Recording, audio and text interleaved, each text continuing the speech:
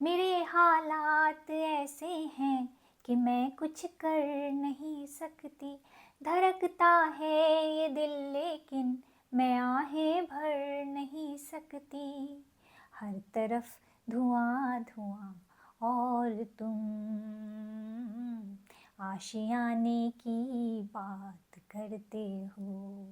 आँख है भरी भरी और तुम मुस्कुराने की बात करते हो।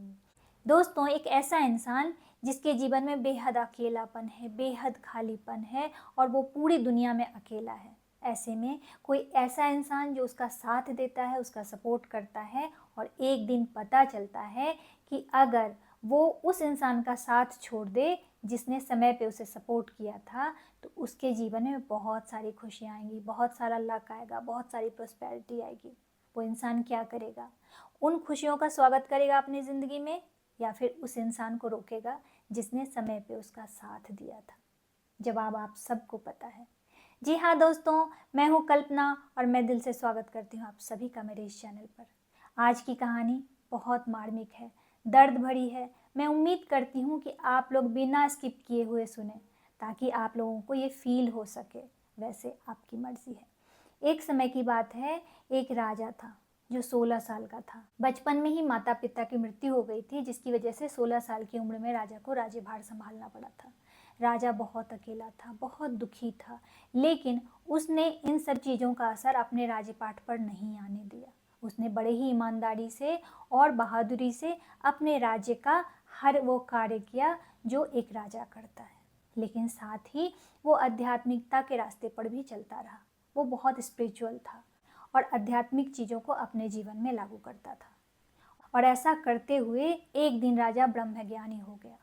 ब्रह्मज्ञानी जिन्हें भूत, वर्तमान और भविष्य का ज्ञान होता है, जिन्हें अमृत कला की शिक्षा दी जाती है और जो पूरे ब्रह्मांड के रहस्य को जानते हैं। ऐसे में राजा को एक दिन पता चला कि उसकी मृत्यु 26 साल की उम्र में हो जाएगी और जिस दिन उसका विवाह होगा उसी दिन उसकी मृत्यु होगी। लेकिन उसकी पत्नी गर्भवती होगी, जिसकी वजह से उसकी आने वाली संतान भी ब्रह्मज्ञानी होगी। तो राजा ने सोचा कि जब सब कुछ पता ही है मुझे, तो मैं क्यों ना ऐसी लड़की का चुनाव करूं अपनी ज़िंदगी में जो लड़की बहादुर हो, राज्य काज भी संभाले और मेरे आने वाले संतान को अच्छी परवरिश दे, अच्छा संस्कार दे। तो राजा ने ऐसी कन्या के चुनाव के लिए सारे देश में ऐलान कर दिया कि कोई ऐसी कन्या है जो एक रात की दुल्हन बनने के लिए तैयार है, क्योंकि विवाह की रात मेरी मृत्यु हो जाएगी और अगले दिन से उसे पूरा राज्यपाठ संभालना होगा और साथ ही मेरे बच्चे को अच्छा संस्कार देना होगा। अगर कोई लड़की इतनी बहादुर है, इतना गट है उसके अंदर कि इस चीज़ के लिए तैयार है, तो मैं उसे विवाह करना चाहता हूँ। लेकिन उससे पहले मैं उसे अपने तरीके से ट्रेंड करूँगा। राजा की इस बात को सुन के साधारण लड़की ही नहीं, बड़े बड़े राज्य की राजाओं की बेटियां भी आने लगी राजा से विवाह करने के लिए। इधर उसी गांव में एक विधवा महिला रहती थी जिसकी बेटी थी चारुलता। चारुलता अपनी माँ के साथ रहती थी और उसके पिता की मृत्यु हो गई, जिसकी वजह से उस महिला के गांव वाले उसे धक्के देके घर से निकाल देते हैं और वो महिला अपनी बेटी चारुलता को लेके नदी पार करके दूसरे गांव जाना चाहती है।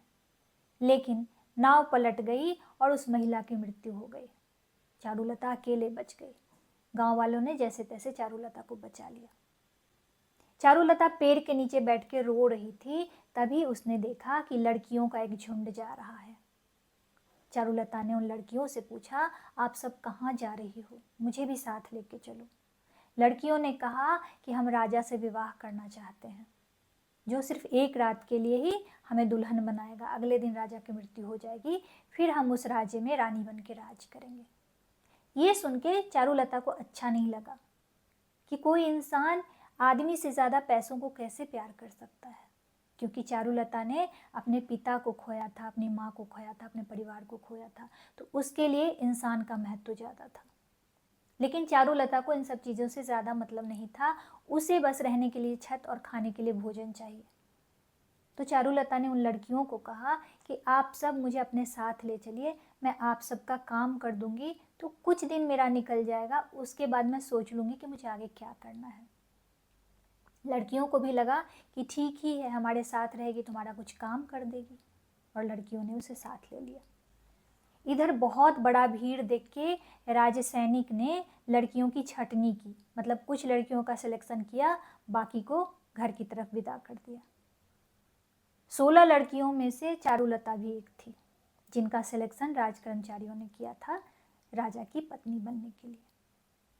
तब राजा उन 16 लड़कियों के पास आए और बारी बारी से सबका नाम और पता पूछा।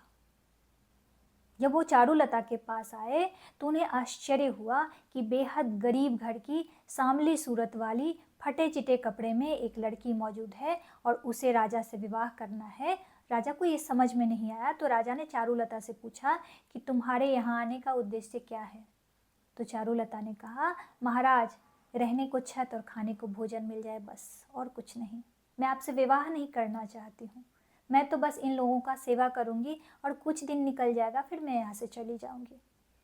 राजा ने कहा, राज्य मंत्रियों ने तुम्हें चुना है तो कुछ तो तुम में खासियत होगा, तो इसीलिए तुम भी इस प्रतियोगिता का हिस्सा बनोगी और आज से तुम्हें भी ट्रेंड किया जाएगा।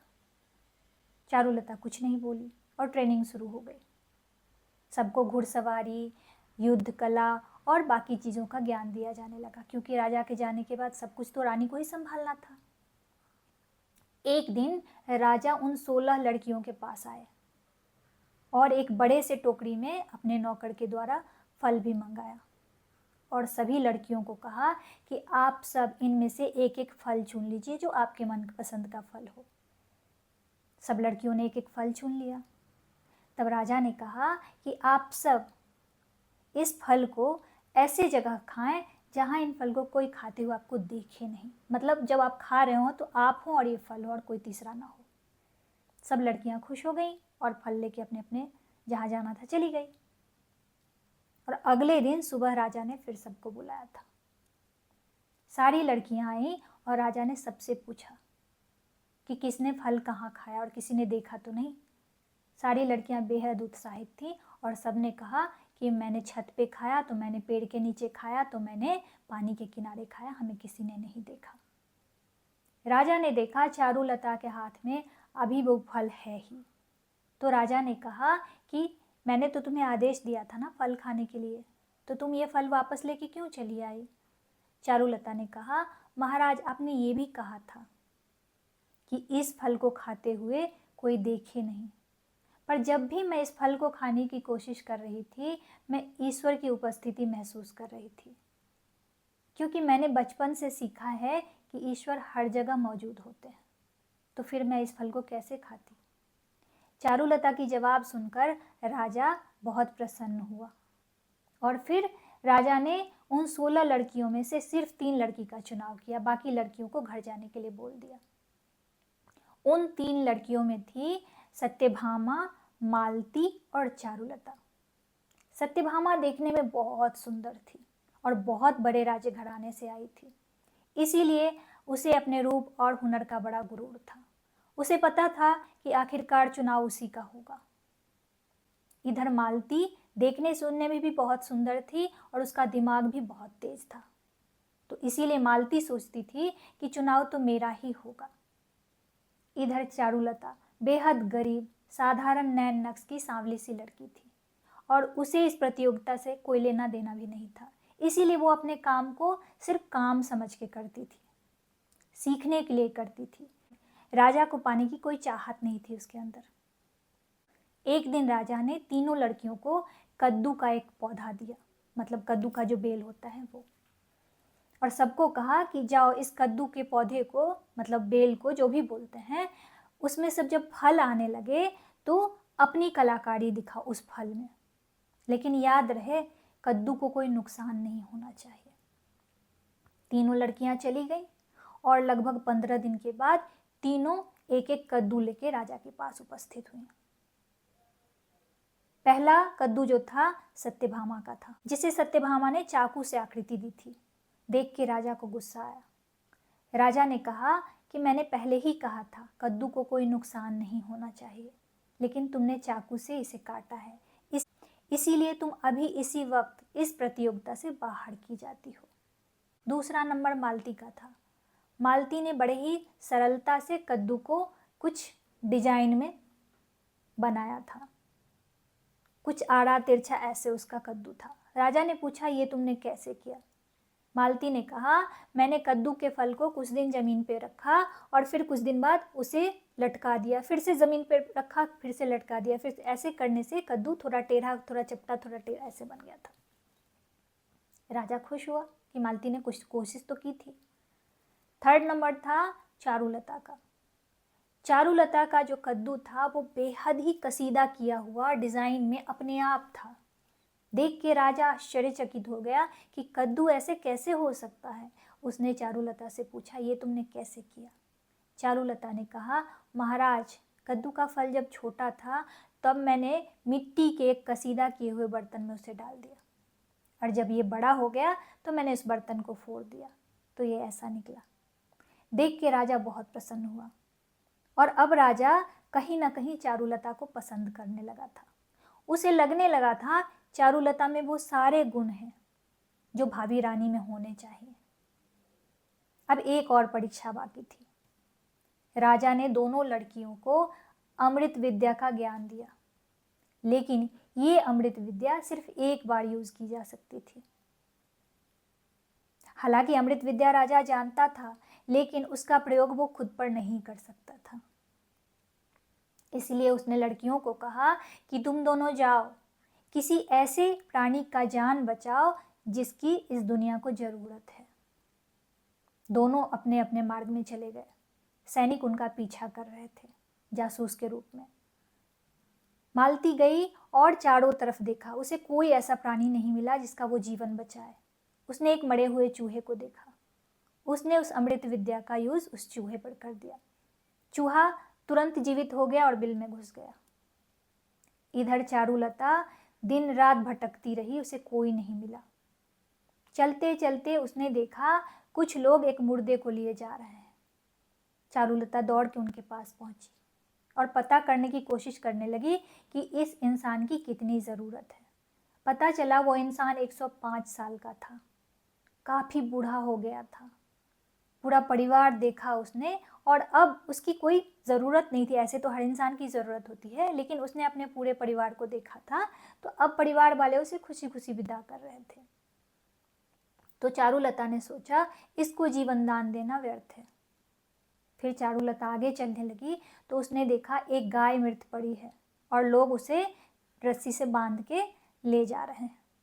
चारुलता ने पूछा, इस गाय की मृत्यु कैसे हुई?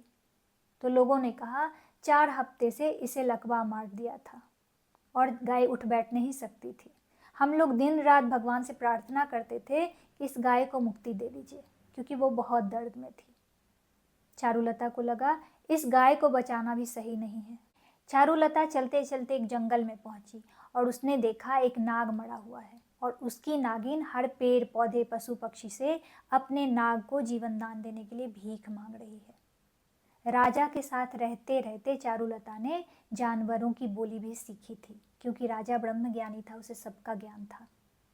तो चारुलता ने नागिन से पूछा कि आप अपने नाग को जीवित क्यों करना चाहती हैं?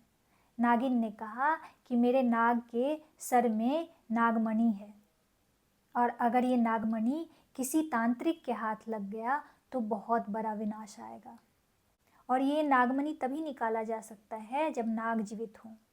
इनके मरने पर ये नागमणि हम नहीं निकाल सकते हैं, सिर्फ वो तांत्रिक ही निकाल सकता है, इसीलिए मेरे नाग की ज़िंदगी ज़रूरी है। चारुलता को लगा कि नाग को ही हम अमृत विद्या से जिला देते हैं, और उसने अमृत विद्या का उपयोग किया। नाग जीवित हो गया। नागिन बहुत खुश हुई और चारुलता को कहने लगी, पुत्री, तुमने मेरे नाग को जीवन दान दिया है, इसीलिए तुम क्या मांगती हो मुझसे मांगो, मैं सब कुछ दे सकती हूँ। चारुलता ने कहा, माँ, तुमने मुझे पुत्री कहा है, मैं बहुत प्रसन्न हूँ, और मैं क्या मांगूँ? मेरे पास मांगने के लिए कुछ नहीं है, मैं तो अपना सब कुछ खो के उस राजा को बचाना चाहती हूँ। नागिन ने कहा, ठीक से कहो पुत्री, क्या कहती हो? ये सुन के चारुलता फफक फफक के रोने लगी, और कहने लगी, माँ, वो राजा जिसने मुझे ऐसे वक्त में सहारा दिया जब मैं बिल्कुल अकेली थी, और अब मैं राजा से प्रेम भी करने लगी हूँ, और मैं किसी भी कीमत पर राजा को इस दुनिया से जाने नहीं देना चाहती हूँ। भगवान बदले में मेरी जान ले लें, पर राजा की जान बख्श दें। ये सुन के नागिन ने कहा कि तुमने मेरे पति की जान बचाई है, लो ये नागमणि तुम पकड़ो, अपने साथ रखो और जाओ।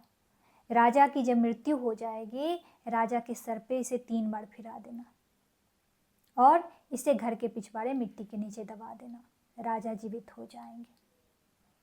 ये सुन के चारुलता बहुत खुश हुई और अपने राजमहल की तरफ भागने लगी। इधर चारुलता को गए हुए महीनों बीत चुके थे।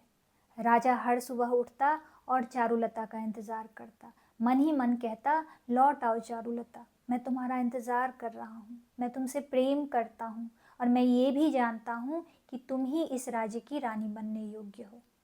लेकिन हर दिन वो निराश होता क्योंकि चारुलता लौट के नहीं आई। अब राजा के मृत्यु में सिर्फ 2 दिन शेष रह गए थे। राजपुरोहितों ने, मंत्रियों ने कहना शुरू कर दिया कि महाराज आपको विवाह कर लेना चाहिए, अन्यथा आपकी मृत्यु हो जाएगी। तब राजा ने हार के मालती से विवाह करना स्वीकार किया और जैसे ही वो दोनों फेरों के लिए उठे, चारुलता वहां पहुंच गई और जोर जोर से चिल्लाने लगी, रुकिए महाराज, और हंसने लगी। सब लोगों को लगा कि चारुलता ये परीक्षा हार गई है, इसलिए वो हंस रही है। पर राजा को पता था कि चारुलता कभी फेल नहीं हो सकती है। राजा ने कहा, कहो चारुलता, क्या कहती हो? तब मालती ने कहा, तुम यहाँ से चली जाओ, हमारा विवाह हो रहा है, तुम्हें दिखाई नहीं दे रहा है? अब तुम्हारा यहाँ कोई काम नहीं है। राजा ने कहा, चारुलता यहीं रहेगी, सदैव इस राज्य की मेहमान बन के रहेगी, और इतना ही नहीं, चारुलता के हर निर्णय को लोग सर आंखों पे रखेंगे, ये मेरा अंतिम आदेश है।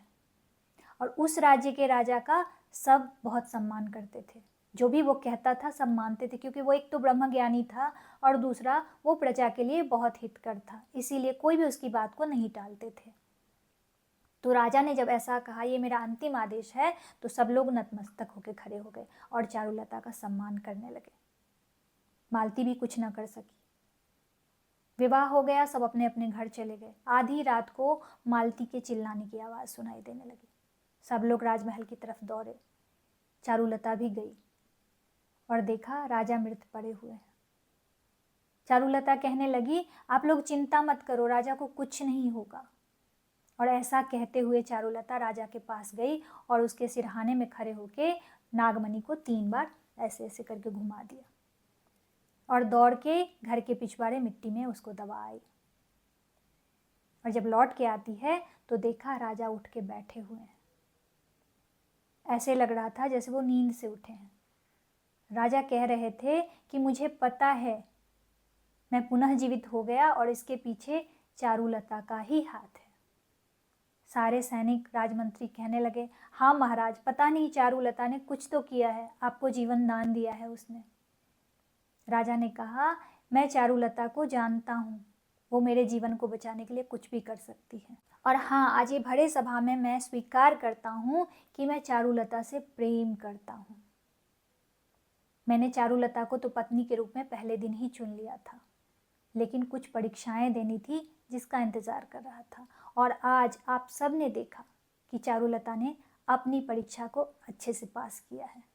यूं तो पूरे मंत्रोच्चार के साथ मालती से मेरा विवाह हुआ है और मैं उन्हें प्रथम पत्नी के रूप में सम्मान देता हूँ, लेकिन आज मैं चारुलता से दूसरा विवाह करता हूँ, वो मेरी दूसरी पत्नी होगी और राज नियमों के अनुसार दूसरे विवाह का प्रावधान है। सब लोगों ने स्वीकृति दी और राजा ने चारुलता से विवाह किया। फिर उस राज्य में सब लोग खुशी से रहने लगे। तो देखा आपने, किसी का होना हमारी ज़िंदगी में बहुत महत्वपूर्ण है। अगर कोई हमारा अपना है तभी ये सारी खुशियाँ, ये सारे प्रॉस्पेरिटी, सारे अबंडेंस काम आते हैं। अगर हमारे जीवन में कोई है ही नहीं तब इन सब चीज़ों का क्या है। इसीलिए महत्व अपनों का होता है, पैसों का नहीं।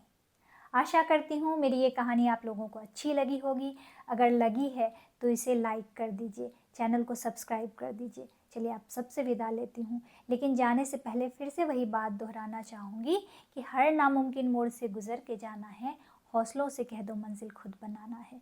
मिलती हूँ एक नई वीडियो में एक नई कहानी के साथ, तब तक के लिए आप सबको जय हिंद।